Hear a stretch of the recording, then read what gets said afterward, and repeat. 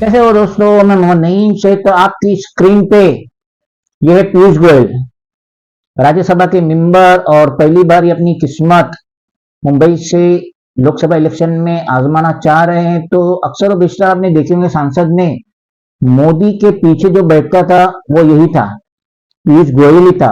और इसके ऊपर कुछ मोदी का इतना असर हो गया है कि अब इसकी फिकम बात तो मोदी से भी ज्यादा हो गई है।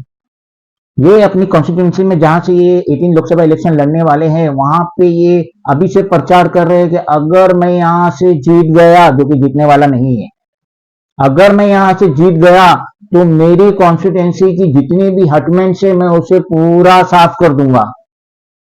क्या कह रहा है? मैं अपनी कॉन्स्टिट्यूंसी की जितनी भी झोपड़पट्टी है उसे पूरा साफ कर दूंगा। तो मैं पीयूष गोयल को बताना चाहता हूं कि आप तो राज्यसभा के मेंबर थे और आप दिल्ली में ज्यादा रहे, तो आपको मुंबई की झोपड़पट्टी के बारे में कुछ मालूम है?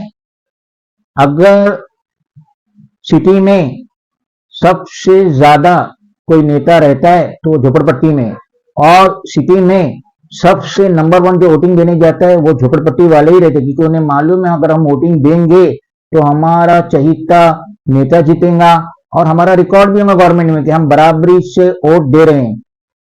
पीयूष गोयल को क्या पता है कि सबसे ज्यादा जो रजिस्टर्ड सोसाइटी रहती है वो झोपड़पट्टी में रहती है, सबसे ज्यादा जो गुंडे रहते हैं वो झोपड़पट्टी में रहते हैं, सबसे ज्यादा जो 2 नंबर का काम होता है, ड्रग्स का काम होता है, वो झोपड़पट्टी में ही होता है। और सबसे ज्यादा सरकारी बाबू को जो आमदनी होती है वो झोपड़पट्टी से ही होती है।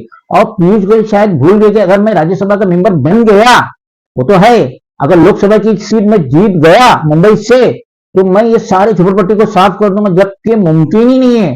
यहाँ पे कोर्ट है, सेशन कोर्ट है, मजिस्ट्रेट कोर्ट है, बॉम्बे हाई कोर्ट है। तो ये जो भी पिटीशन जाएंगी स्लम की सोसाइटी की तरफ से, जो भी पिटीशन जाएंगी, तो भले ही ये लोकसभा का अगर सीट जीत जाते हैं, मुमकिन है जीते ही नहीं, क्योंकि बीजेपी के बुरे दौर चल रहे हैं, एनडीए के बुरे दौर चल रहे हैं, मोदी की फेकम बात कर रहे हैं, अब की बार 400 पार। लेकिन जो सूत्रों से पता चल रहा है 272 के वांदे पड़े हैं मोदी को, एनडीए को, बीजेपी को, तो 400 तो वो रातों के सपने हो गए। तो यहाँ पे कहने का मकसद ये है कि पीयूष गोयल ये फेकम बात करके वहां के जो रिचेस्ट टावर में रहने वाले, सोसाइटी में रहने वाले जो वोटर्स है, उनको लुभा रहे कि आप मुझे वोट दीजिए तो आपके इधर की सारी झोपड़पट्टी में साफ कर दूंगा, जो कि हो ही नहीं सकती।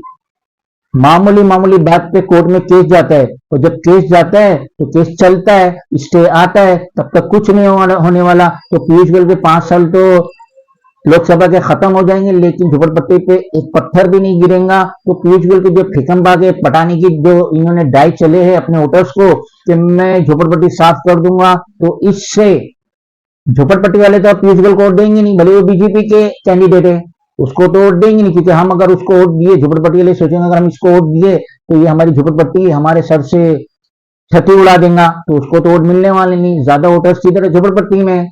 मुंबई में अनकरीब 66% झोपड़पट्टी है, तो ये 66 झोपड़पट्टी को चैलेंज कर रहा है, तो बाकी के कौन है? वो 34% कितने लोग जाते हैं सोसाइटी टावर से वोट डालने के लिए? मेन तो वोटिंग होती है झोपड़पट्टी से, और यहाँ ओपनली झोपड़पट्टी वालों को चैलेंज कर रहा है कि मैं झोपड़पट्टी साफ कर दूंगा। तो ये आप लिख के ले लीजिए, पीयूष गोयल ये इलेक्शन जो होने वाला है 2024 में लोकसभा का 18 लोकसभा इलेक्शन, पीयूष गोयल यकीनन हारेंगे। खुदा हाफिज़।